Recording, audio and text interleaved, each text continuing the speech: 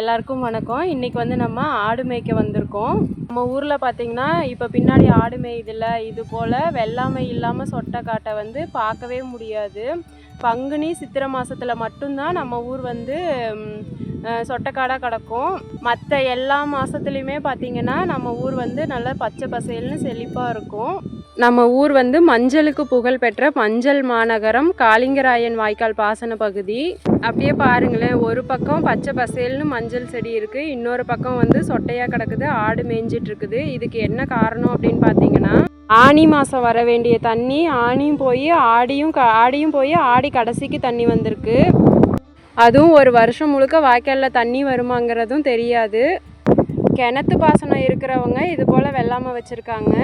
வாய்க்கால் தண்ணியை மட்டுமே நம்பி இருக்கிறவங்க இந்த மாதிரி சொட்டையாக தான் போட்டிருக்காங்க. ஏன்னா எப்போ தண்ணி நிற்கும், வருமா வராதா, என்ன ஏதுன்னு எதுவுமே தெரியாது.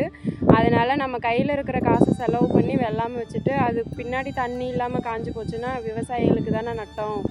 நம்ம ஊர் விவசாய நிலத்தில் ஒரு 90% வந்து மஞ்சள் விவசாயமாக தான் இருக்கும். மீதி ஒரு 10% இருக்கிறது தான் வந்து மக்காச்சோளம், இல்லை வந்து வாழைத்தோட்டம், இல்லை நெல், இந்த மாதிரி வேறு ஏதாவது கூட பயிரிடுவாங்க. ஆனால் முக்கியமாக வந்து 90% விவசாய நிலம் வந்து மஞ்சள் தான். இந்த ஆடி மாதத்தில் பார்க்குற இடமெல்லாம் பச்சை பசேல்னு மஞ்சள் செடியாக இருக்க வேண்டிய நம்ம ஊர் இப்போ எப்படி இருக்குன்னு பாருங்களேன். இயற்கைக்கு விவசாயிகள் மேலே என்ன கோபமோ தெரியலை. நம்ம ஊரில் வந்து ஆடு மேய்க்கணும் அப்படின்னாவே இந்த மாதிரி வாய்க்கால் ஓரத்தில் வாய்க்காமேட்டில் மட்டும்தான் மேய்க்க முடியும். இந்த வருஷம் மட்டும்தான் வயக்காட்டுக்குள்ளே போய் மேய்க்கிற அளவுக்கு எல்லாமே வெள்ளாமை இல்லாமல் சும்மா கிடக்குது.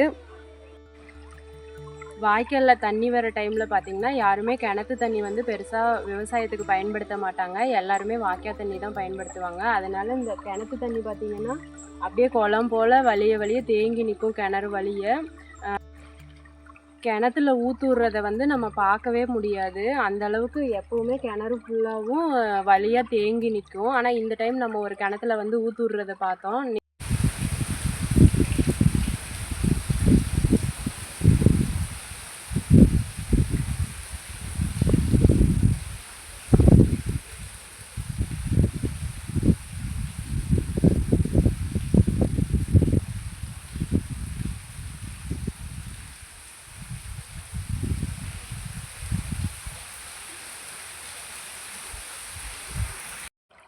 நம்ம ஊரில் மஞ்சள் விளைய வேண்டிய நிலத்துலையெல்லாம் ஆடு மாடு மேய்ஞ்சிட்டு கிடக்குது. உங்கள் ஊரில் எப்படி அப்படின்னு கமெண்டில் சொல்லுங்கள்.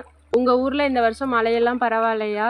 நீங்கள் வந்து கிணத்தண்ணி பாசனமா, ஆத்தண்ணி பாசனமா, உங்கள் ஊர் பக்கமெல்லாம் என்ன விவசாயம் பண்ணுவீங்க அப்படின்னு கமெண்டில் சொல்லுங்கள். நம்ம நெக்ஸ்ட் வீடியோவில் சந்திக்கலாம். பாய்.